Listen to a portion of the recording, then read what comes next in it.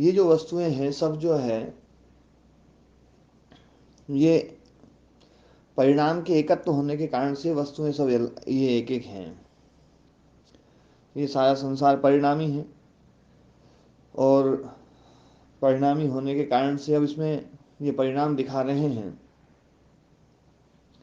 तो वो जो गुण हैं, प्रकाश क्रिया स्थिति स्वभाव वाले जो गुण हैं, क्योंकि सब में सामान्य धर्म यही है। देखो चर्चा जो कल मैंने सत्कार्यवाद के ऊपर काफ़ी चर्चा करी थी, सत्कार्यवाद को समझाने का प्रयास किया था कि सत्कार्यवाद क्या है। और सत्कार्यवाद जो है उसके अंदर जो है ना सारे धर्म मौजूद हैं, कारण में कार्य मौजूद है। उस कारण से जितने भी कार्य बन सकते हैं, मिट्टी से जितने भी चीज पैदा हो सकती है वो सारी की सारी चीजें मिट्टी में मौजूद हैं। और मिट्टी में सारी चीजें मौजूद हैं, इसलिए उनको सारे पदार्थों को जानने वाला जो है ना वो ज्ञाता है, सर्व ज्ञाता अनंत ज्ञान शक्ति जिसमें है, वो उस कारण को बहुत अच्छे से जानता है और कारण में कार्य पूरा मौजूद है, इसलिए वो पूरे कार्य जगत को भी जानता है। बहुत ध्यान देने वाली बात है। ईश्वर के अनंतज्ञ जो है ना वो अनंत को जानने वाला है। उस चीज को थोड़ा सा समझ भी लें साथ में, सत्कार्यवाद के साथ में ये चीज अच्छे से समझ में आएगी। मिट्टी में सारे धर्म मौजूद हैं। मिट्टी से घड़ा बना है तो ऐसा नहीं है कि घड़ा पहले नहीं था, केवल वो वर्तमान धर्म हुआ है। अतीत मतलब अनागत तो पहले से था, वो अनागत वर्तमान हुआ है। घट पहले से था उसमें, ऐसा नहीं है कि घड़ा नहीं था, घड़ा पहले से था, है ना जो है। तो हमें क्या होता है, एक है ना छोटा सा उदाहरण देता हूं मैं। कई बार जो है ना बच्चे जो हैं, या जब हम भी बच्चे रहे होंगे, तो हमें कोई ऐसी चीज समझ में आती है जो ऐसा लगता है कि यार ये तो समझ में नई चीज आई है ना।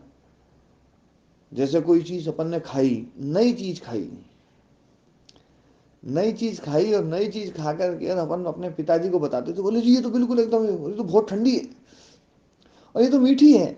एकदम आश्चर्यजनक जनक हो, आश्चर्यचकित होकर के, और एकदम से ना अपन पिताजी को बताते थे। अच्छा, पिताजी कई बार आश्चर्यचकित खुद भी होकर के दिखाने का प्रयास करते थे बच्चे को खुश करने के लिए। और कई बार ऐसा होता था कि उनको जैसे उनको पता है पहले से। ऐसा होता है, सबके साथ में हुआ है या नहीं हुआ है?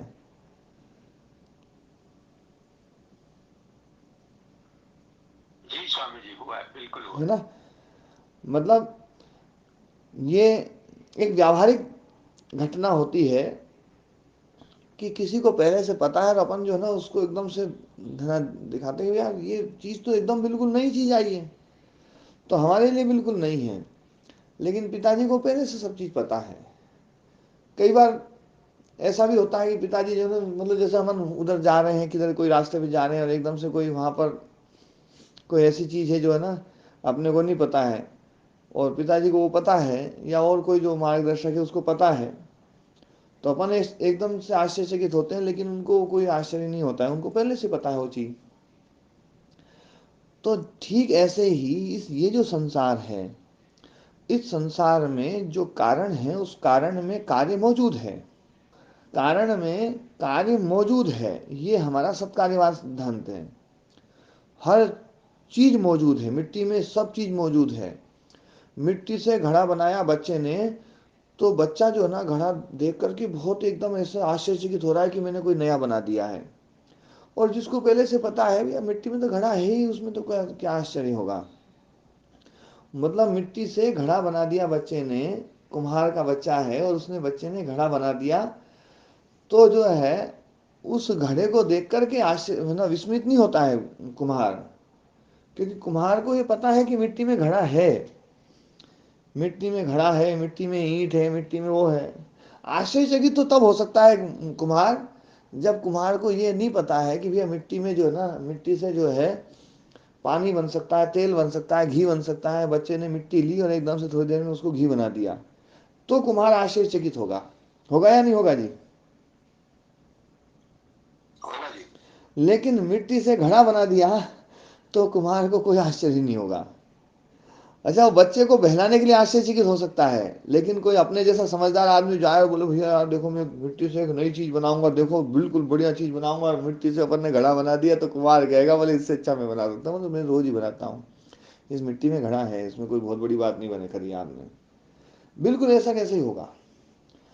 तो इसका मतलब है कि जो चीज है ना मिट्टी में है, वो चीज नहीं बनती है, तो कुम्हार को ऐसा नहीं लगता है कि मुझे कोई नया ज्ञान हुआ है। कुम्हार को पहले पता हो तो मिट्टी में घड़ा है ही। ठीक ऐसे ही इस सारे संसार में जो कारण है, कारण में सारा सत, वो जो कार्य है वो सत है, विद्यमान है। कार्य पूरा का पूरा विद्यमान है। बस इतनी ही बात है कि वो अनागत धर्म है, वर्तमान धर्म हो जाता है और अतीत धर्म हो जाता है। अतीत अनागत वर्तमान ये केवल धर्म है, जिसको पूरे रास्ते का पता है, उसमें थोड़े थोड़े रास्ते से प्रभावित नहीं होता है। तो इसलिए परमात्मा में कारण में जो कार्य मौजूद है, वो कार्य का जितना भी कार्य है वो सारा का सारा उसे ज्ञात है। इसलिए कोई चीज नई पैदा हो तो उसको कोई नया ज्ञान हो जाए, कोई नई चीज पैदा हो उसको नया ज्ञान हो जाए, उस नए ज्ञान की उसको कोई आवश्यकता नहीं है, क्योंकि उसको पूरा का पूरा ज्ञान है। जो कारण है, कारण में जितने भी कार्य हैं, वो सारे के सारे कार्य उसे ज्ञात है, और सारे के सारे ज्ञात होने के कारण से ही उसको हम अनंतज्ञ कहते हैं कि अनंत को जानने वाला है वो। क्योंकि उसके भीतर धर्म है ना, अनंत धर्म है। कितने धर्म अपन है ना, इसकी कोई और छोर नहीं है, तो उस पूरे अनंत को जानने वाला है वो कारण में जो कार्य विद्यमान है, जो जो भी कार्य विद्यमान है, सारे कार्यों को जानने वाला है। और जब हम ये मान लेते हैं तो उसको फिर ये बताने की जरूरत नहीं कि भैया ये नई चीज बन गई अब जान ले तू। नई चीज नहीं बनी है, वो तो पहले से थी, वो तो पहले है ही। जैसे हमें जो चीज जो पहले से है ही, वो उसमें हम विस्मित नहीं होते हैं बिल्कुल भी। और ऐसा भी नहीं होता है भैया कोई नया ज्ञान हो गया है, कोई नया ज्ञान हो गया है, ऐसा बिल्कुल भी नहीं होता है। जैसे हम ये पुस्तक के पन्ने खोलते हैं, पुस्तक ये पढ़ लोगे ना आप, ये पढ़ी हुई पुस्तक जो है ना, इसके पन्ने खोलोगे यूं नहीं लगेगा कि आपको कोई नई चीज मिल गई है ना। दूसरा आदमी विस्मित हो सकता है पन्ना पलटने पर, तो ये दुनिया के केवल पन्ने पलट रहे हैं, है ना। जो पन्ने आगे पलटने वाले हैं वो सब अतीत हैं, जो पलट गए हैं वो उन्हीं, जो आगे आने वाले हैं वो अनागत हैं, जो पलट चुके हैं वो अतीत हैं, और जो जो खुला हुआ है ना वो अभी वर्तमान है। बाकी उससे वो बिल्कुल उसको है ना, यूं नहीं कि आपने पन्ना पलटा तो परमात्मा को अब नया ज्ञान हो गया, और फिर पन्ना पलटा तो नया ज्ञान हो गया। परमात्मा को सारा, ये सारा जो कारण है ना जगत है, उस कारण जगत में जितना भी कार्य विद्यमान है वो सारा का सारा ज्ञात है। इसलिए परमात्मा में ज्ञान को नया पैदा करने की जो संभावना है ना, वो समाप्त हो जाएगी, जन्य ज्ञान पैदा नहीं होगा। और इसलिए जो है ना, परमात्मा में हम क्रिया न डालें, परमात्मा को परिणामी न बनाएं। ये बात है ना जो है ना ध्यान रखने वाली है। हाँ, जिस चित्त को पता नहीं है, जिस चित्त को पता नहीं है उसको पता चलता रहेगा, और पता चलता रहेगा तो जन्य ज्ञान पैदा होगा, जन्य ज्ञान पैदा होगा तो परिणामी होगा, और वो विस्मित भी होगा, आश्चर्यचकित भी होगा, बड़ा वो होगा जैसा हम होते हैं। तो एक है ना जो है सत्कार्यवाद के साथ में इस चीज को भी थोड़ा सा एक एक चीज अपन समझते जाएंगे तो पूरा सिद्धांत भी क्लियर होता चला जाएगा। तो प्रकार, हाँ ओम जी ओम। स्वामी जी जैसे मतलब ईश्वर इतनी मतलब जानकारी मतलब उसको है सदा से, क्योंकि वो पन्ने पलटने वाली जैसी बात बताई। तो एक ये मतलब चीज भी मतलब जो स्थापित होती है, मतलब वैसे मतलब सर्वशक्तिमान बता के ईश्वर को सब जानने वाला बता देते हैं कि मनुष्य के कर्म को भी जानता है, मतलब सब कुछ जानता है ऐसा बोल देते हैं, पर वो कर्म को छोड़ के सब कुछ जानता है ऐसा लगता है। कर्म जो स्वतंत्र जो कर्म है मनुष्य के, उस कर्म को नहीं जानता है, बाकी सब जानता है। और व्यवस्था फल की है उसकी, तो फल का फल तो दे देगा, सिर्फ कर्म छोड़ के बाकी सब जानता है। स्वामी जी ऐसा बोले आप? देखो क्या है, कर्म जानने की जरूरत उसको नहीं है, क्योंकि जो भी कर्म है वो भी जो ना उस कारण में मौजूद है। कौन कौन से कर्म है, सारे कर्म मौजूद हैं, सब चीज मौजूद है ना। जो है आप है ना किस वासना को जागृत कर रहे हैं और किस है ना कर्म को कर रहे हैं, वो कर्म वो आपके ऊपर है, उसके ऊपर नहीं है बिल्कुल। और वो उसको ऐसे नहीं जानेगा कि भैया जो है ना ये आदमी इस कर्म को करेगा और ये आदमी इस फल को भोगेगा, ऐसा है ना। जो ना ये चित्त ये भोगेगा, ये चित्त तब मुक्त होगा, ये तब मुक्त होगा, इसको जानने की जरूरत ही नहीं है उसको, है ना। मतलब वो उस ज्ञान की उसे कोई ना तो आवश्यकता है, उस ज्ञान से उसको ना तो कुछ ना जो ना उसकी व्यवस्था में उसको कोई आवश्यकता है, क्योंकि व्यवस्था तो है ना जो ना जैसे हम कर्म करते जाएंगे वैसे वैसे हमें फल मिलता जाएगा, एक ये व्यवस्था है। अब ये जो फल मिला है, ये जो कर्म हुआ है, ये सब उसे ज्ञात है, ये तो पहले से ही ज्ञात है, क्योंकि कारण जिसको मतलब सत्कार्यवाद तो यही सिद्धांत है कि जो कुछ भी हो रहा है वो सब कारण में है पहले से ही, कारण में सब चीज है। क्या है ना वर्तमान आ रही है, क्या अतीत जा रही है, ये सब जो चीज है ना, ये सब चीजें हमारे लिए जानने की जरूरत है। और जैसे जैसे हम जानते जाएंगे, हम इसी पन्ने पे रुके रहेंगे, पन्ना आगे वाला नहीं खोलेंगे तो नहीं खुलेगा, आगे वाला ज्ञान हमें नहीं उत्पन्न होगा। खोल लेंगे तो वो ज्ञान भी हमें उत्पन्न होता चला जाएगा, वो ज्ञान उत्पन्न होता चला जाएगा, वैसा हमें फल मिलता चला जाएगा। तो ये सब चीज जो है ना ये हमारे ऊपर टिकेगी। लेकिन बाकी जो परमात्मा है, परमात्मा का जो मैं अनंत जी जो मैं समझाना चाह रहा था, सत्कार्यवाद यदि हम मानते हैं तो ये अनंतज्यता बनेगी। यदि हम सत्कार्यवाद ना माने, एक मतलब मैंने सत्कार्यवाद को समझाते हुए इस चीज को समझाया है, सत्कार्यवाद ना माने तो फिर क्या होगा कि नई नई उत्पत्ति होगी, कोई चीज ना नई बन रही है, पहले नहीं थी, पहले नहीं थी, नई है। तो फिर परमात्मा के ज्ञान में थोड़ा सा हमें अलग ढंग से फिर व्याख्या ना करनी पड़ सकती है, वो करना पड़ सकता है। लेकिन सत्कार्यवाद में तो ये व्याख्या की जरूरत ही नहीं, सत्कार्यवाद तो पहले से चीज है, जैसे मिट्टी में सब चीज मौजूद है, जितने धर्म मौजूद हैं। हाँ जी महाराज, अगर नई नई चीज पैदा होगी तो फिर ईश्वर की वहां जरूरत भी नहीं रहेगी, क्योंकि फिर पैदा कौन कर रहा है, वो तो हाँ बिगड़ जाएगा सारा। हाँ, वो जो परिणामवाद है ना, जहाँ मतलब जहाँ उत्पत्तिवाद है, उत्पत्तिवाद है, उसमें ये समस्याएं आती हैं, उसमें फिर वो अलग प्रकार से व्याख्याएं करेंगे। लेकिन ये जो दर्शन है सांख्य और योग, ये तो सत्कार्यवाद को लेकर के चलता है। सत्कार्यवाद का मतलब है कि कोई भी चीज पैदा नहीं हुई है, जो भी हम फल पा रहे हैं वो फल भी हमारे उसमें चित्त में है, सब कुछ है।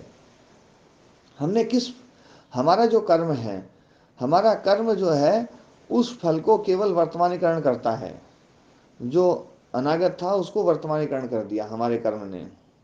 और हमारे जो कर्म है ना, कर्म में भी हमारे सब चीज मौजूद है, हमने किस कर्म को उठाया है। और ये हमारी स्वतंत्रता है, और ये हमारी स्वतंत्रता है, और ये ईश्वर जानता ही है कि ये स्वतंत्र है। और ये है ना जो ये कर्म है, ये कर्म इनको करना ही है, कोई सब सारे कर्म है, कोई सा भी कर सकता है, जो कर सकता है उसका फल ये भोगेगा ही, भोग ही सकता है। ये उसका ज्ञान, ये नित्य ज्ञान है, उसमें उसको बदलने की जरूरत नहीं है। तो ये सत्कार्यवाद में ये चीज सिद्ध होना, मतलब है ना सिद्ध रूप में हो सकती है। और यही सत्कार्यवाद जो है ना धीरे धीरे जा करके सत्कार्यवाद का एक बहुत ही उन्नत रूप जो है ना वो वेदांत ने माना है। वेदांत भी इस मत का खंडन ऐसा नहीं करता है।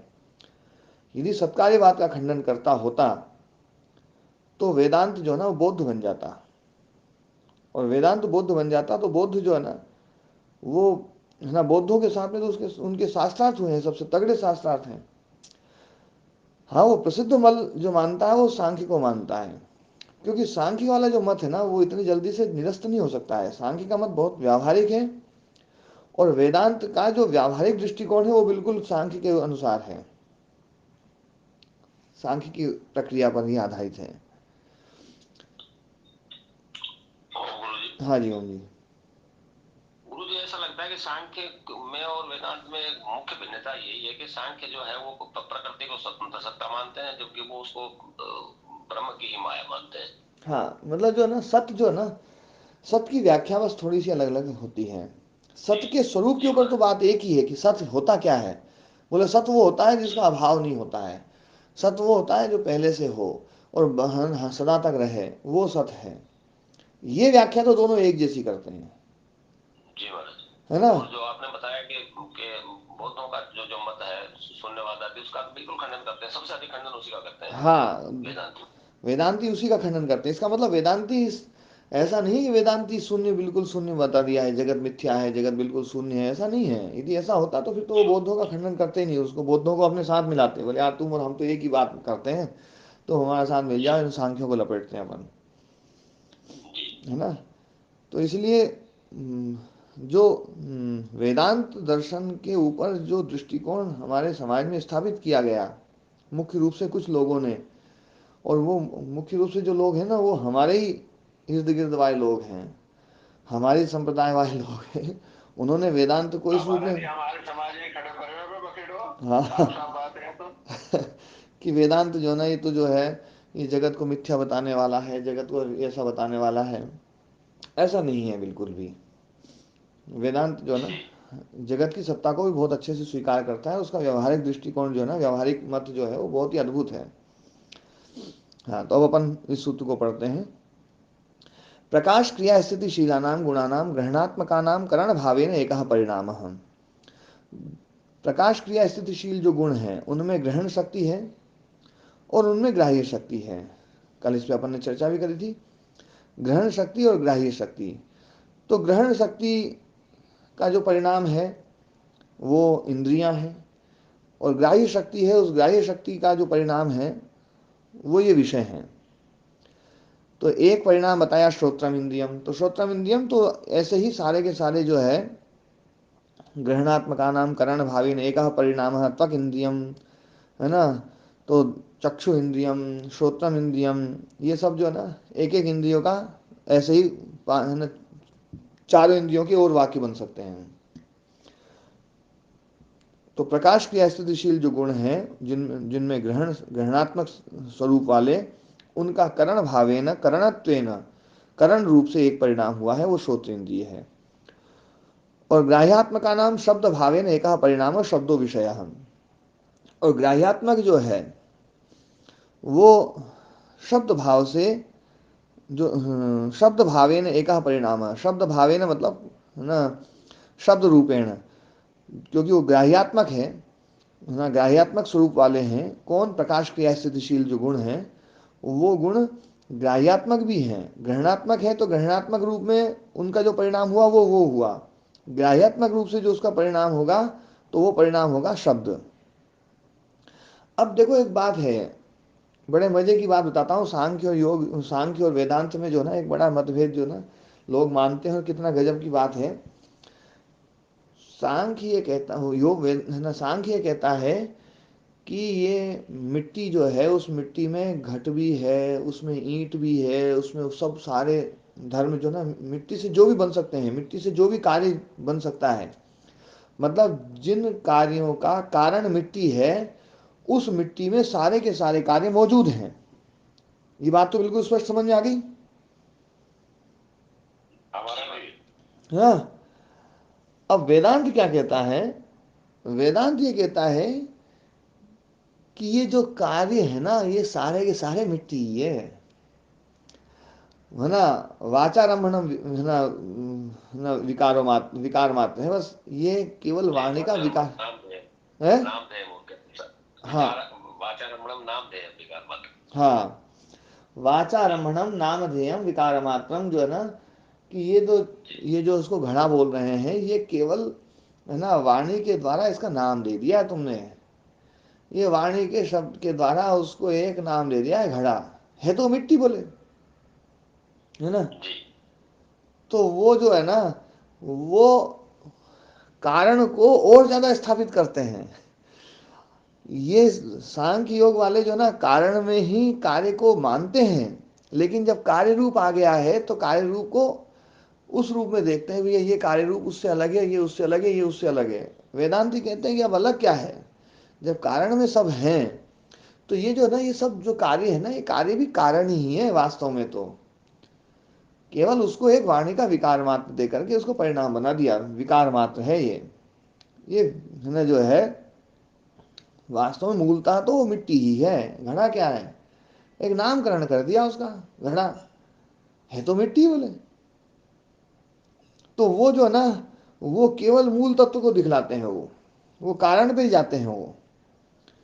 ये दोनों में अंतर है। पर बाकी देखो प्रक्रिया यदि देखी जाए मुकेश जी, तो कहने का भाव तो दोनों का एक जैसा ही है। है? क्यों जी प्रदीप व्यास जी? मानने की बात सही कह रहे हैं है ना, मानने की।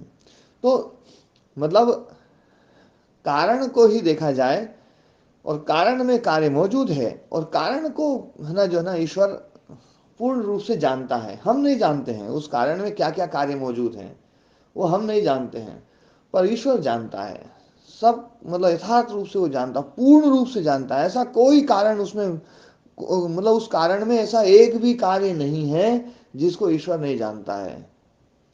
बस ये है कि वो अनागत धर्म, वो ना वर्तमान हो गया, वर्तमान भविष्य हो गया, वो वर्तमान अतीत हो गया, तो ये चीज चलती रहती है। यही संसार है, ये संसार चल रहा है, और सारा कार्य उसमें मौजूद है, सारे कार्य को वो जानता है, इसलिए वो अनंतज्ञ है। जी स्वामी जी, वो थोड़ा सा ये इसमें फिर भी मेरे को क्लियर नहीं हुआ जैसे आपने बताया।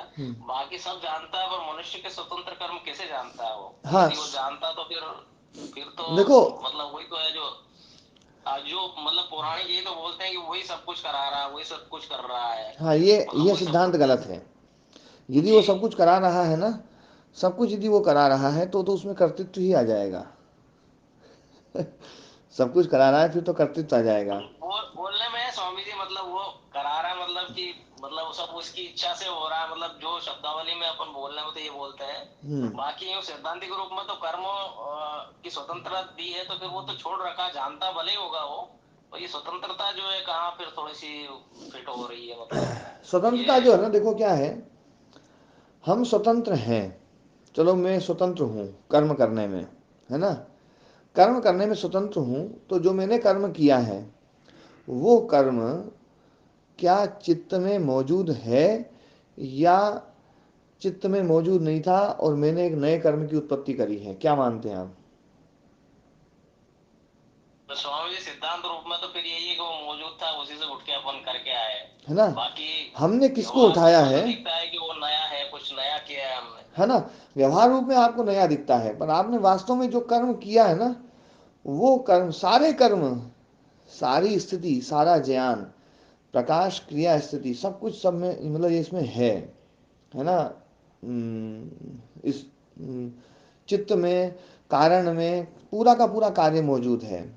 आप क्या कर्म कर रहे हैं, तो इसका मतलब जो कर्म आपने किया है आप उसमें स्वतंत्र हैं, है ना, कोई सा भी कर्म आप है ना उठा सकते हैं, लेकिन जो भी कर्म उठेगा वो कर्म उस ईश्वर को पहले से भी उसमें सारे कर्म हैं, वो किसी भी कर्म को ले सकता है, ये कर्म लेगा और इस कर्म को लेगा, तो ये परिणाम जो है ना, वो परिणाम भी जब मिलेगा तो भी उसको नहीं लगेगा कि कोई नया परिणाम मिल गया उसको, वो परिणाम भी उसको पता है।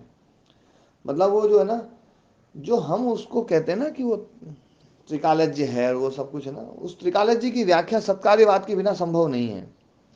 सत्कार्यवाद जो है ना, वो जैसे मिट्टी में घड़ा मौजूद है, अब मिट्टी से घड़ा बना दिया, तो है ना हमें पता ही है कि भैया मिट्टी में घड़ा था, वो घड़ा बन सकता है, कोई वो मतलब बड़ी बात नहीं है।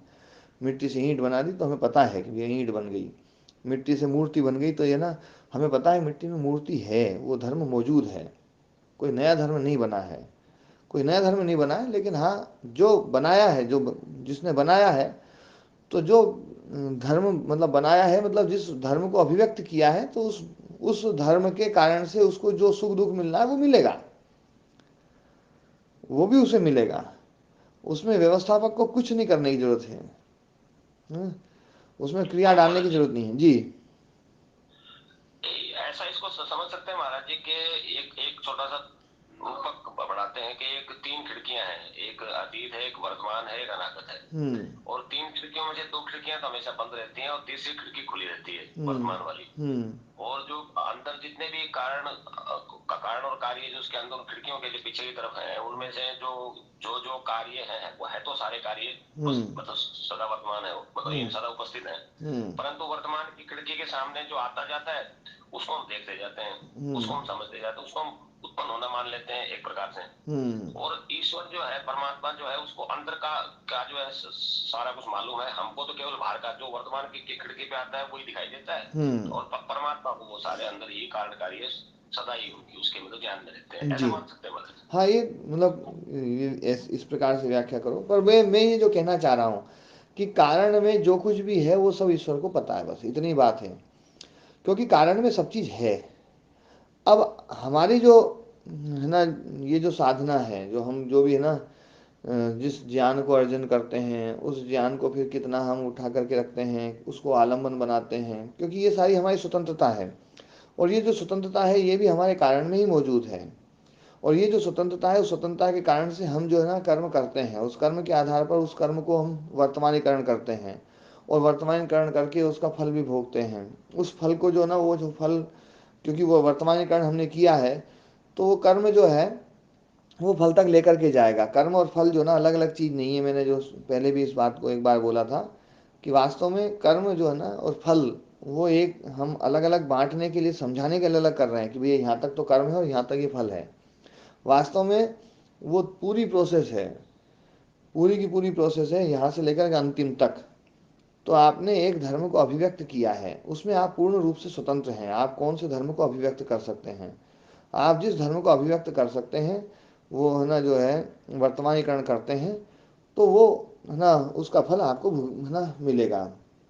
लेकिन परमात्मा को ऐसे अलग अलग यूँ जानने की जरूरत नहीं पड़ेगी भैया किसने कौन सा वर्तमानीकरण किया है, कौन सा है ना वो किया है, ऐसा उसको जानने की जरूरत ही नहीं है। मतलब उसको तो ये पता है कि सारे धर्म इसमें मौजूद हैं, सारे धर्म मौजूद हैं, सारे धर्म इसको वर्तमानीकरण करते हैं, इसका ये चीज़ है, इस धर्म का ये है, इस धर्म का ये है। फल सहित हर कर्म का फल, हर क्रिया का जो फल है, तो फल सहित सारी क्रियाएं पता है परमात्मा को। उस है ना जो है कारण में जितनी भी स्थितियां हैं वो सारी स्थितियां पता है। उस कारण में जितना ज्ञान है वो सारा ज्ञान उसे पता है। हम जो ज्ञान उत्पन्न करते हैं तो वो ज्ञान मतलब हमारा जो ज्ञान, क्योंकि उसको तो पता ही है ना। हमने कंप्यूटर से कोई चीज़ निकाली है, जैसे कोई सा शब्द हमने मतलब किसी पुस्तक से निकालते हैं, कंप्यूटर में देखते हैं, उसी को सर्च करेंगे तो वो पहले दिखता है, उसमें है, बोले मौजूद है, तो ये शब्द मौजूद है। तो परमात्मा का जो अनंतज्ञता जो आती है, उसमें अनंतता जो आती है, वो सत्कार्यवाद के कारण से ही है। यदि सत्कार्यवाद ना हो तो फिर परमात्मा की अनंतता में दिक्कत आ जाएगी, उसकी व्याख्या फिर वो अलग ढंग से व्याख्याएं करनी पड़ती हैं। और इसमें व्याख्या में बहुत सरलता है सत्कार्यवाद में। सत्कार्यवाद बड़ा सरल और बड़ा सुगम्य है। ओम महाराज जी। हाँ, ओम जी ओम। सत्कार्यवाद में बस अंतिम फिर अव्यक्त है बस। हाँ, अव्यक्त है, अव्यक्त है। और वहां पर वेदांत में बस जो ना उसको अव्यक्त नाम नहीं देंगे वो क्योंकि जो है ना, क्योंकि वो महाराज जी कहा भी है कि ये सारा के सूर्य चंद्रमा आदि कहाँ है, तो वहाँ कहते हैं कि वो इस अव्यक्त में, आप मतलब आकाश शब्द का वो नाम लेते हैं, आकाश में प्रतिष्ठित है। फिर कहते हैं कि आकाश किस में प्रतिष्ठित है, तो कहते हैं अक्षर में। तो इस प्रकार से करके सारे को एक में ही मतलब विलीन कर देते हैं। हाँ, उसमें तो वहाँ सबसे पहले अक्षर से आकाश को ही पैदा करते हैं वो। आकाश अव्यक्त का ही पर्यायवाची बताते हैं गुरु जी तो। नहीं, अक्षर से आकाश, आकाश से फिर सब चीज। एक मंत्र भी है, आपको अगर मैं कल देख के बता दूंगा, श्रुति जो है ना। हाँ। तो और ये जो सिद्धांत है ना मुकेश जी, इसमें कर्म की स्वतंत्रता और इसमें किसी भी प्रकार की कोई दिक्कत नहीं है। कर्म की स्वतंत्रता जैसा सिद्धांत वो है वैसा का वैसे ही रहेगा, क्योंकि परमात्मा आपकी स्वतंत्रता को ना तो बाधित कर रहा है ना कुछ वो कर रहा है। और ऐसा नहीं है कि परमात्मा ने हमारा जो ना हमें जो मतलब हमारे बारे में ये सोच रखा है कि जीवन में ये करेगा, ये करेगा, तो हम उससे अलग नहीं कर सकते। परमात्मा ने ऐसा कोई सोचा ही नहीं भी है कि ये करेगा। सब चीज़ें मौजूद हैं, जो जो चाहे कर सकता है वो, तो ना वो उसकी व्यवस्था है। वो उसकी व्यवस्था ही है कि हमारी हमें कर्म की स्वतंत्रता है ना। और हमने कोई कर्म जो किया है, ऐसा नहीं है कि वो कर्म जो ना उस कारण में ना हो, ये बिल्कुल पक्का है। हम कोई ऐसी चीज पैदा नहीं कर सकते जो चीज हमारे में हो ना और हमने पैदा कर ली हो। अपूर्व का उपजन नहीं हो सकता, ये सिद्धांत इनका मुख्य सिद्धांत है कि अपूर्व पैदा नहीं हो सकता, जो पहले नहीं था वो पैदा हो जाए, ऐसा संभव नहीं है। आप समाधि भी लगाएंगे तो समाधि भी आपके चित्त में है, यही तो बात मैं बता रहा था अब तक, जो है ना सिद्धांत यही है कि हमारे चित्त का की जो 5 अवस्थाएं, उसमें निरोध अवस्था भी एक चित्त का धर्म है या नहीं है? अच्छे समझाया था आपने। निरोध धर्म भी हमारे चित्त का है, और चित्त की एक अवस्था भी है ना, निरुद्ध अवस्था। और निरुद्ध अवस्था भी ये चित्त की ही एक अवस्था है। तो चित्त निरुद्ध अवस्था में यदि हम जाते हैं तो यूं नहीं है कि हम कोई नई चीज पैदा करते हैं, नई चीज पैदा नहीं है, वो पहले से थी। वो जो अनागत थी, वो हमने वर्तमानीकरण कर दिया हमने, बस उसका इतनी ही बात है। तो सारे कर्म, सारी क्रियाएं वो हैं, हम किसको व्यक्त कर रहे हैं ये हमारे ऊपर है। हम जिसको भी व्यक्त करना चाहें, वो परमात्मा उसको न तो जानता है, न उसको जानने की जरूरत है। जिसको हम व्यक्त करेंगे, तो व्यक्त हमने जिसको किया है, जिस क्रिया को, वो क्रिया पूरी की पूरी व्यक्त होगी, फल सहित, फल सहित व्यक्त होगी। उसमें किसी प्रकार की कोई दिक्कत नहीं है। मतलब क्रिया हम कर लें और फल फिर परमात्मा दे, वो जो चीज है ना, मैंने एक उसमें मतलब इतनी बात समझने की है कि जब हम क्रिया पैदा कर सकते हैं तो क्रिया सहित, क्रिया फल सहित है पूरी। तो हमने क्रिया पैदा कर ली तो हमने फल भी पैदा ही कर लिया। जी जी स्वामी जी, ये मतलब दो दो दो सिरे हैं स्वामी जी। एक अंत का सिरा वो मतलब फल पे जाके होगा, और जो स्टार्टिंग पॉइंट है वो हमारा कर्म या क्रिया है, मतलब वो हाँ, जुड़ा ही हुआ है, दोनों बिल्कुल जुड़ा अलग हुआ नहीं है, है। हाँ जी। जी हम्म। तो और इसमें है ना, जो है जैसे आर्य समाज की जो मान्यता है, उसमें कर्म को पैदा करने में तो किसी प्रकार से दिक्कत है ही नहीं। कर्म को पैदा करने में ईश्वर की कोई जरूरत नहीं है कि ईश्वर पैदा करवा रहा, ऐसा थोड़ी है। तो उसमें तो वो भी ये मानते हैं कि कर्म तो हमने स्वतंत्र रूप से पैदा कर लिया। तो स्वतंत्र रूप से पैदा कर लिया तो कर्म वहीं तक पूरा ना, वहीं तक पूरा पैदा होगा, फल सहित तक। तो बीच में फिर उसकी जरूरत भी नहीं पड़ेगी। जब शुरू में ईश्वर की जरूरत नहीं पड़ी तो बीच में भी जरूरत नहीं पड़ेगी। है कि नहीं बात से? जी स्वामी जी जी। स्वामी जी, ये 14 सूत्र कह क्या रहा है केवल शब्दों में? ये परिणाम, ये कर्तव्य वस्तु, तो ये हाँ, क्या मतलब कह क्या रहा है मतलब? ये जो ना ये बता रहे हैं कि वस्तु का जो एकत्व है, एक एक अलग अलग जो पृथक पृथक वस्तु है ना, ये जो 23 तत्व हैं, ये 23 तत्व, और फिर इन 23 तत्वों का जो परिणाम होता है, वो जो परिणाम है वो भी हमें एक एक वस्तु दिखाई देती है। क्योंकि क्या है, ये बौद्ध मत का खंडन कर रहे हैं। बौद्ध मत में जो है ना, सब वस्तुएं जो है ना है नहीं, और ये बता रहे हैं कि वस्तु एक एक वस्तु है। ये हमें जो गाय दिखाई दे रही है, वृक्ष दिखाई दे रहा है, ये सब जो दिखाई दे रहा है ना, ये सब है। तो ये सब है, और ये किस प्रकार से इनमें परिणाम हो रहा है, तो ये बात यहाँ बता रहे हैं कि परिणाम एकत्व के कारण से वस्तु है। परिणाम एक एक परिणाम है, इसलिए एक एक वस्तु है पृथक पृथक। हर परिणाम का अपना एक मतलब जो ना फल है, और वो परिणाम का जो फल है वो घट रूप में दिखाई दे रहा है, पट रूप में दिखाई दे रहा है, वृक्ष रूप में दिखाई दे रहा है, शरीर रूप में दिखाई दे रहा है। ये जो भी रूप दिखाई दे रहे हैं सब जो है ना, ये एक एक परिणाम है। और ऐसा नहीं है कि तीन चीजें मिलकर के एक परिणाम जो है ना, 3 गुणों का जो परिणाम है वो एक कैसे हो सकता है। तो ये कह रहे हैं कि 3 गुणों में जो है ना ग्रहणात्मक स्वरूप है तीनों का, इसमें भी ग्रहणात्मक है, इसमें भी ग्रहणात्मक है, इसमें भी ग्रहणात्मक है। तो जो ग्रहणात्मक स्वरूप है उससे जो चीज बनेगी वो एक बनेगी। जो ग्राह्यात्मक स्वरूप है उससे जो चीज बनेगी वो एक बनेगी। जो ग्रहिता रूप है उससे जो चीज बनेगी वो एक बनेगी। ये बात यह समझाने के लिए यहाँ पर वस्तु तत्व को स्थापित कर रहे हैं अभी। क्योंकि वस्तु का अभाव होता है, वस्तु है नहीं, ये तो केवल माया है। वस्तु जो ना शून्य है, वस्तु है नहीं, ये बौद्धों का एक सिद्धांत है। वस्तु है नहीं, उनका सिद्धांत यह है कि जैसे सुख पैदा हुआ, तो सुख पैदा कैसे होता है? ज्ञान हुआ, ज्ञान के साथ ही सुख हो गया। ज्ञान खत्म, अनुभूति खत्म, सुख खत्म। ऐसे ही तो होता है।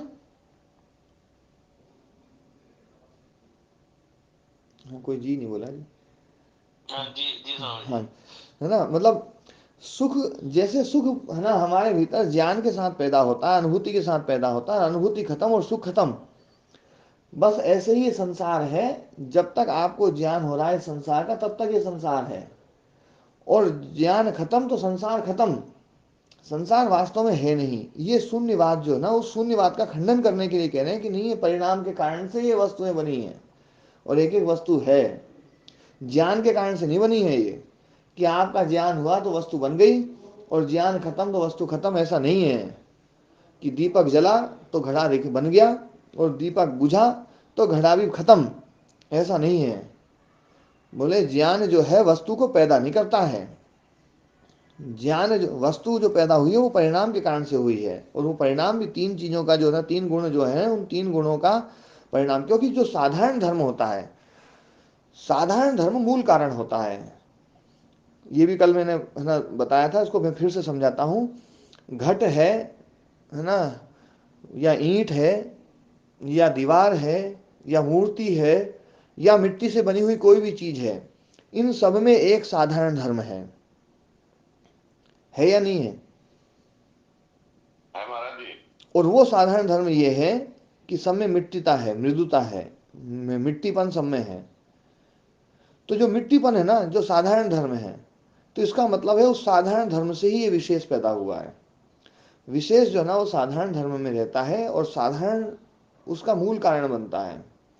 तो प्रकाश क्रिया स्थिति सब में साधारण रूप से समान रूप से रह रही है, इसलिए वो सबका मूल कारण है।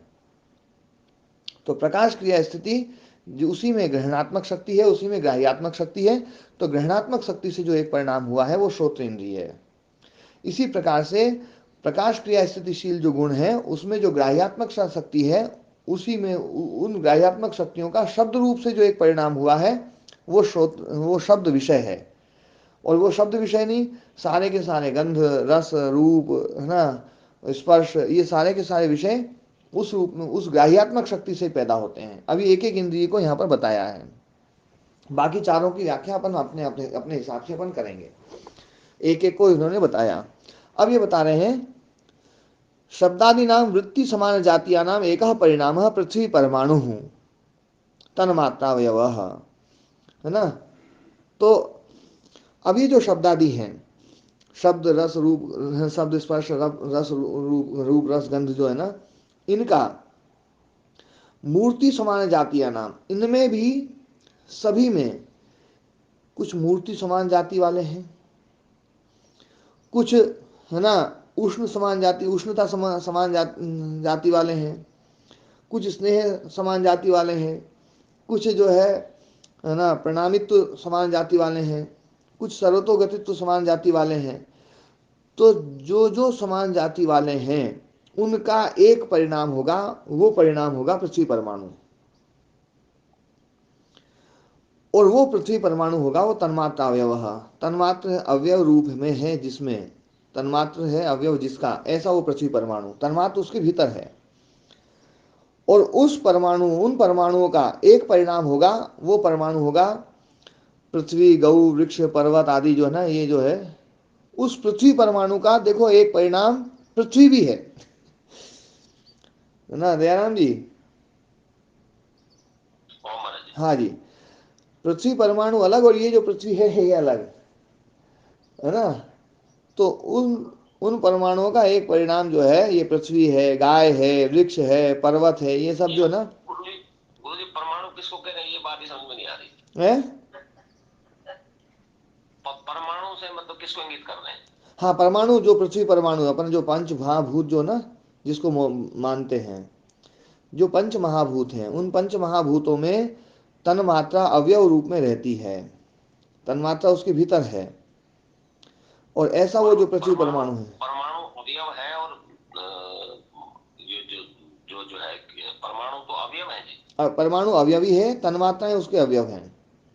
परमाणु अवयवी है और तन्मात्राएं उसके अवयव हैं, है ना। और वो जो परमाणु है, उस परमाणुओं से फिर ये सारा संसार बना है। और इन परमाणुओं में सारे जो संसार बना है, उसमें यदि पृथ्वी परमाणु ज्यादा है तो हम उसको पार्थिव बोलते हैं, जिसमें जल परमाणु ज़्यादा है उसको हम जल बोल देते हैं, जिसमें वायु परमाणु ज़्यादा है उसको वायु बोल देते हैं, और जिसमें है ना जो है ना अग्नि परमाणु ज़्यादा है उसको हम अग्नि बोल देते हैं। पर वास्तव में ये सारे मतलब इसका जो मूल रूप है ना, वो जो हम जो देख रहे हैं जिनको मानते हैं वो मूल रूप नहीं है। इस पे अपन ने कल भी चर्चा करी थी। हाँ जी।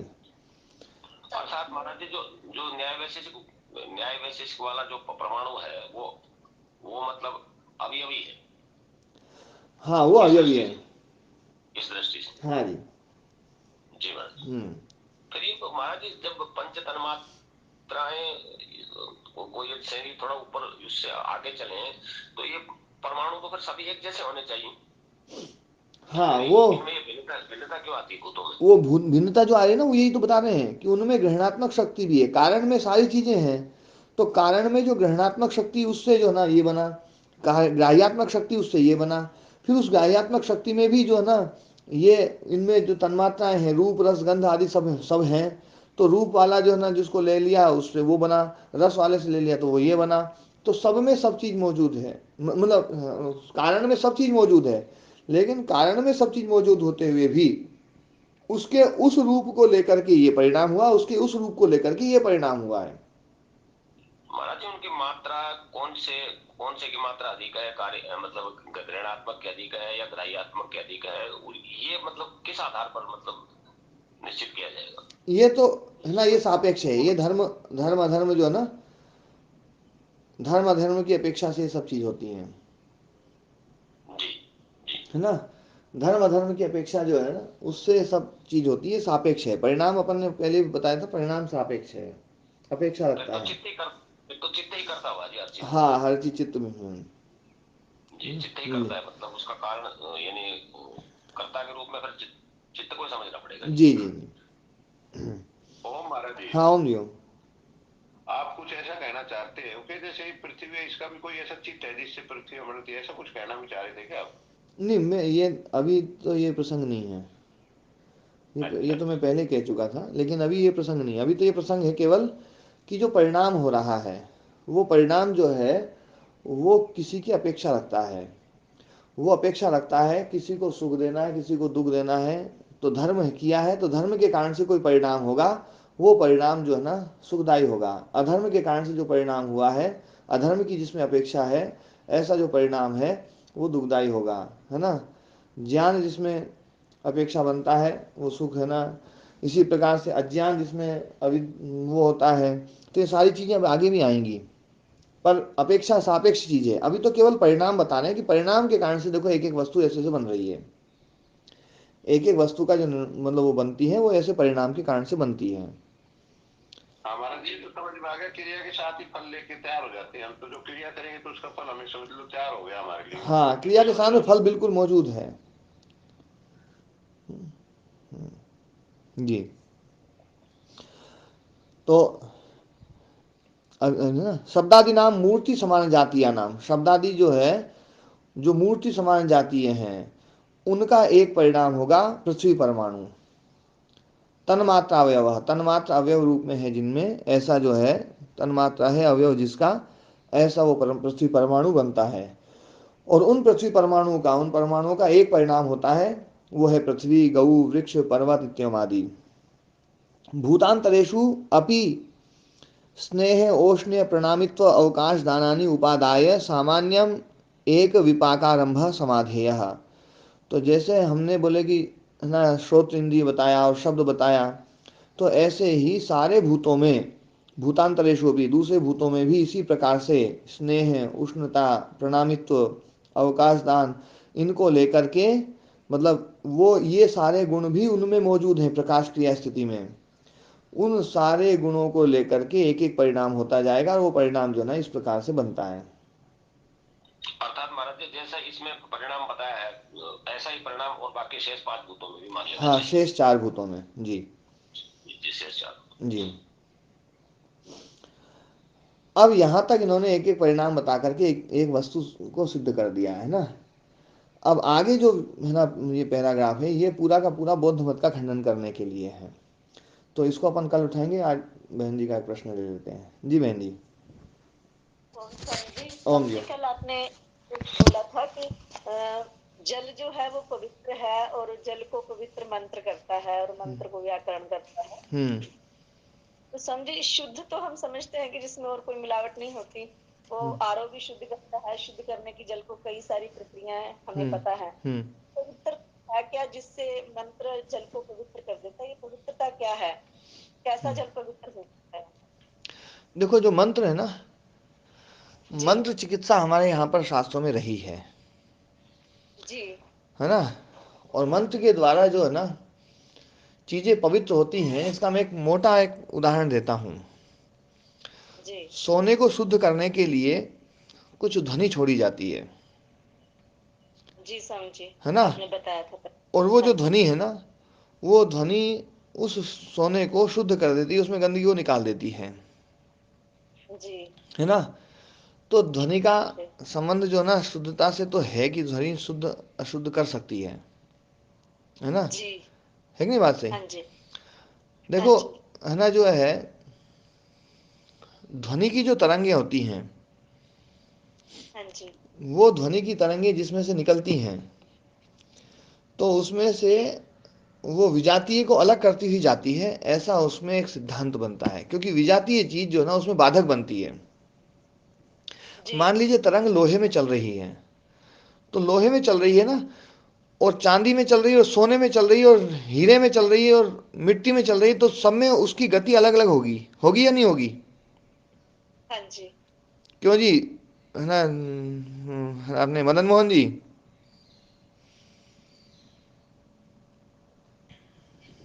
जुड़े हुए नहीं क्या? नहीं जुड़े हुए। जुड़े, जी जी। हाँ, क्योंकि वो इस चीज के कलाकार हैं, इस चीज के जानकार हैं उनका। मदन मोहन जी शायद मौन हाँ में है स्वामी जी कल। अच्छा, बात कर रहे हैं। जी जी। प्रणाम महाराज जी, हाँ, प्रणाम जी, आयुष्मान हो जी जी। हाँ महाराज जी, एकदम सही कह रहे हैं आप। है ना, तरंगे जो हाँ है ना, जी, एकदम। हाँ, लकड़ी में तरंग चलेगी तो अलग गति से चलेगी। अब जैसे ही लकड़ी से अलग कोई भी दूसरा परमाणु आएगा, तो उसमें वो जो गति है, जिस गति से वो चल रही थी, वो गति प्रभावित होगी। तो प्रभावित होते ही वो, जब वो चीज गति को प्रभावित करेगी, तो गति भी उसको प्रभावित करके एक तरफ करेगी। मतलब एक स्वाभाविक चीज है कि हम जिस गति से चलते हैं, उस गति से दूसरी चीज आने पर जो है ना फिर दिक्कत होती है। तो हम उस चीज से जी, बचते हैं, एक समान गति चले। तो इसीलिए जब कोई चीज हम देखते हैं भैया, जो है ना, जैसे डब्बे में कोई चीज भरते हैं, थोड़ा ठोकते हैं, तो ध्वनि की जो तरंगे है ना, वो उसमें मतलब जो है ना, क्योंकि ठोकने जहां आपने ठोका है, वहां से ध्वनि की तरंग काम करती है। आप ये सोच रहे होंगे कि ठोकने से वो चीज सेट हो रही है, पर ठोकने से सेट जी, नहीं हो रही है। जी, ठोकने के बाद में जो ध्वनि पैदा हुई ना, वो ध्वनि उसको सेट हाँ कर जी, रही है। ठीक है जी, ध्वनि उसको सेट करती है। आप कोई भी भारी चीज और हल्की चीज मिला दीजिए, और फिर उसमें कंपन ध्वनि को छोड़िए, तो ध्वनि जो है ना हल्की चीज को अलग कर देगी और भारी चीज को नीचे कर देगी। वो ध्वनि की तरंगे हैं जो उसको सेट कर रही हैं। तो जी, ध्वनि मतलब ये तो मैंने देखो एक विज्ञान सम्मत चीज है, एक तार्किक चीज जो है ना। मतलब कोई यूं कहे भैया मंत्र जो है ना, ये तो मंत्र क्या काम करेगा? तो मंत्र जो है ना, मंत्र भी एक ध्वनि रूप है। तो हाँ जी, ध्वनि जो है ना, ध्वनि शुद्ध तो करती है, ध्वनि विजातीय तत्व को अलग तो कर देती है, ये तो बिल्कुल सही है ना। और जी, जल को भी ध्वनि शुद्ध कर सकती है उसी सिद्धांत के आधार पर, हाँ जी, है ना। तो मतलब ये तो है ना। लेकिन जो लोग इससे अलग एक व्याख्या भी ना मानते हैं, ये तो बहुत ज्यादा तार्किक व्यक्तियों के लिए मैंने व्याख्या करी है ये। जी, दूसरे लोग तो ध्वनि को है ना, मतलब वो मंत्र जो है ना, वो केवल मन में बुदबुदाएंगे तो भी वो काम हो जाएगा। वो जी, ऐसा भी मानते हैं, और ऐसे कुछ ना प्रमाण देखे भी जाते हैं। जैसे मुकेश जी ने बताया था कि उसने मंत्र पढ़ा था, और वो सांप का जहर धीरे धीरे ऐसे होता इधर इकट्ठा होता चला गया, वो सांप, वो उसका बिच्छू का जहर, है ना। जी, और है ना, तो वो, पर ये मंत्र वाली जो चिकित्सा है ना, और देखो आयुर्वेद में तो मंत्र चिकित्सा का बहुत बड़ा अध्याय है, मंत्र चिकित्सा होती है।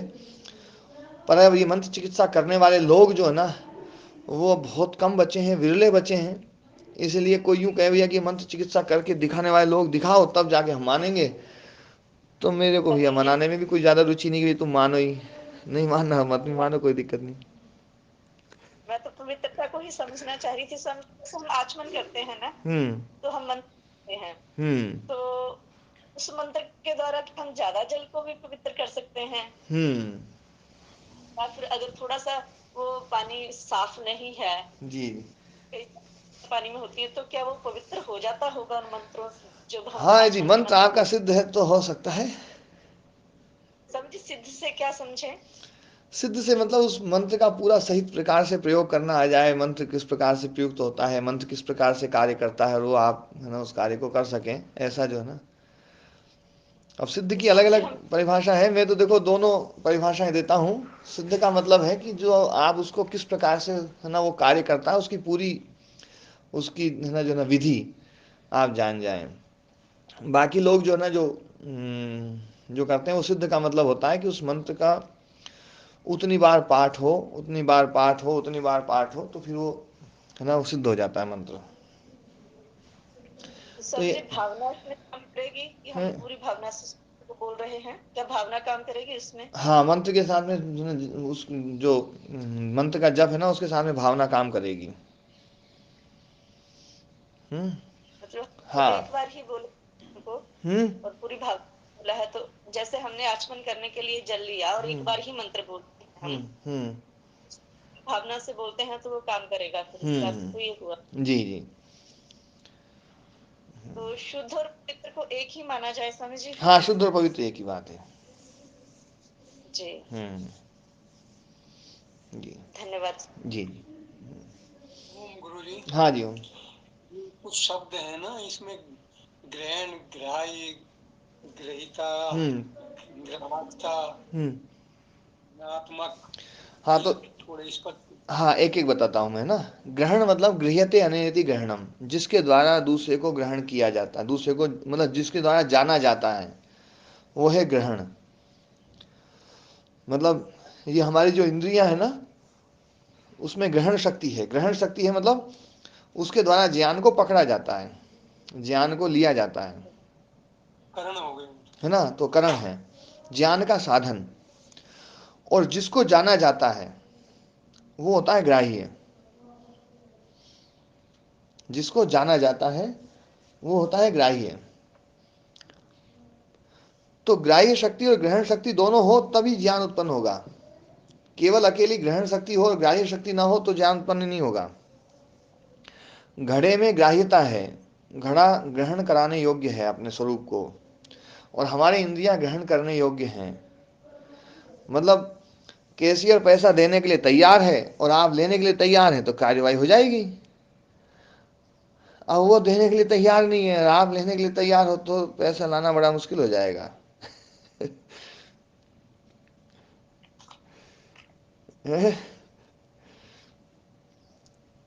आपको उसमें ग्राह्यता कहीं मान जी महाराज जी, हाँ। ग्राह्य तो हो गए विषय, और ग्रहण हो गई इंद्रिया, ग्रहण हो गया इंद्रिया, और ग्रहिता होगी बुद्धि, ग्रहिता होगी जीवन। जी। तो ना जो है मैं ये बताना चाह रहा था कि ग्रहणता केवल है हमारे उसमें और दूसरे में ग्राह्यता नहीं है, तो ज्ञान पैदा नहीं होगा।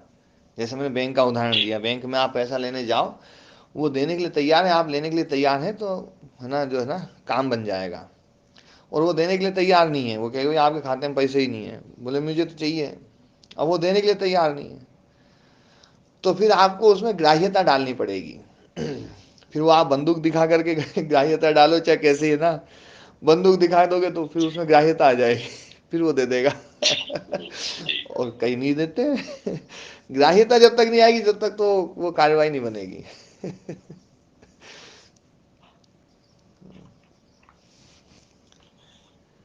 हाँ जी। ओम जी। ग्रहित्र कौन से का रूप है? ग्रहित्री, ग्रहित्री ग्रहिता शब्द ना, ग्रहिता का मूल शब्द ग्रहित्री है। जैसे कर्त्री का कर्ता बनता है, कर्ता कर्तारो कर्तारा कर्तारम कर्तारो कर्त्रीन, है ना। पितृ शब्द है, पितृ का पिता बनता है, ऐसे ही ग्रहित्री शब्द का ग्रहिता बनता है। ग्राहकता, हाँ, ग्राहकता, ग्राहक मतलब जो उसमें ग्रहण कराने की शक्ति, वो ग्राहकता है ना। हाँ। हाँ जी जी, रमेश जी आप कुछ बोल रहे थे जी। और अच्छी एक वाक्य आता है कि ईश्वर किए हुए कर्मों का ठीक ठीक फल देता है। तो अपन उसको व्यवस्थापक तो मान लिया, लेकिन ये फल फिर कौन देता है? सामान्य व्यवहार में भी हम हाँ उसकी देखो, ये बात अपन ने पहले करी थी, यदि परमात्मा ना हो तो ना तो है ना ठीक ठीक फल मिलेगा, ना और कुछ मिलेगा, व्यवस्था जो है ना गड़बड़ा जाएगी, है ना। इसलिए मतलब जो है ना उसकी उपस्थिति तो है, और उसकी उपस्थिति में सारी व्यवस्था बिल्कुल सही चल रही है, इसलिए हम उसको व्यवस्थापक तो मानेंगे ही मानेंगे। और इसलिए हम ऐसे शब्द, इस शब्दावली का प्रयोग भी कर सकते हैं, उसमें कोई दिक्कत नहीं है कि ईश्वर जो है ना वो फल दे रहा है। ये शब्दावली का प्रयोग किया जा सकता है, उसमें कोई वो दिक्कत नहीं है। लेकिन तत्वता जो समझना है वो ये समझना है कि उसकी उपस्थिति से ये व्यवस्था चल रही है, उस व्यवस्था चलाने में केवल उसकी उपस्थिति मात्र से ही काम चल जाएगा, है ना। क्रिया करने की जरूरत नहीं। हाँ, जैसे कई बार कोई है ना लड़ाई झगड़े हो जाते हैं, और झगड़े में है ना जो है ना वो समझौता होता है, तो समझौता कराने वाले लोग हो ना, कई बार कुछ बहुत ताकत लगाने वाले लोग होते हैं, बहुत ताकत लगा करके समझौता कराते हैं।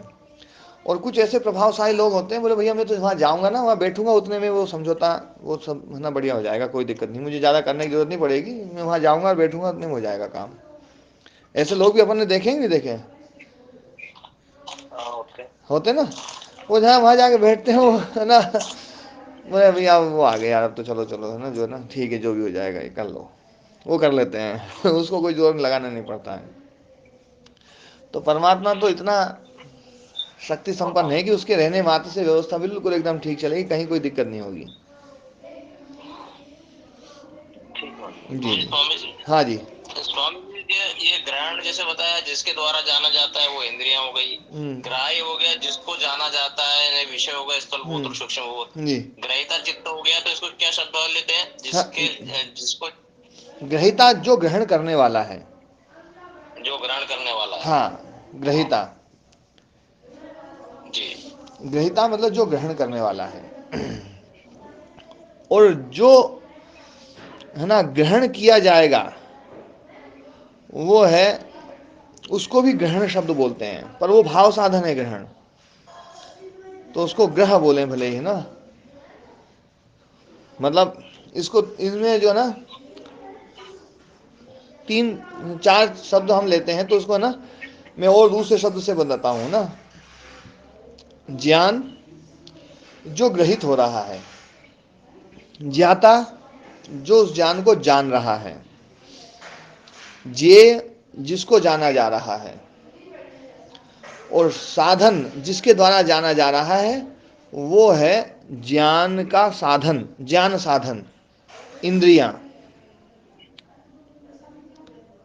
तो ये 4 चीजें हो गई।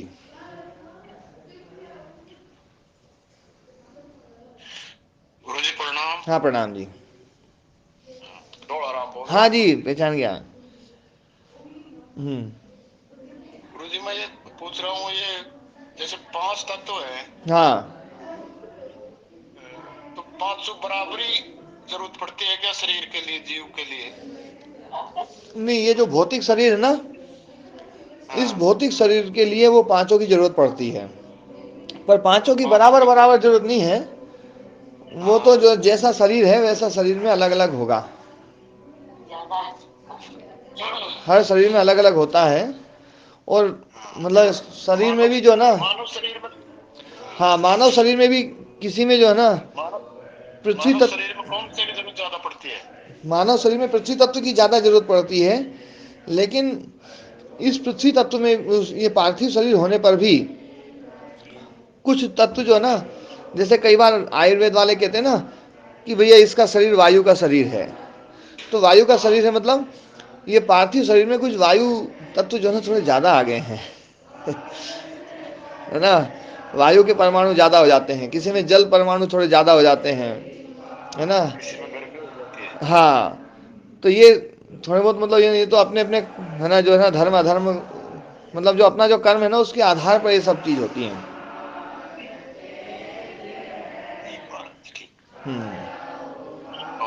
जी ओम जी ओम। ठीक है, आज पाठ को यहीं विराम देते हैं ना। ओम शांति शांति।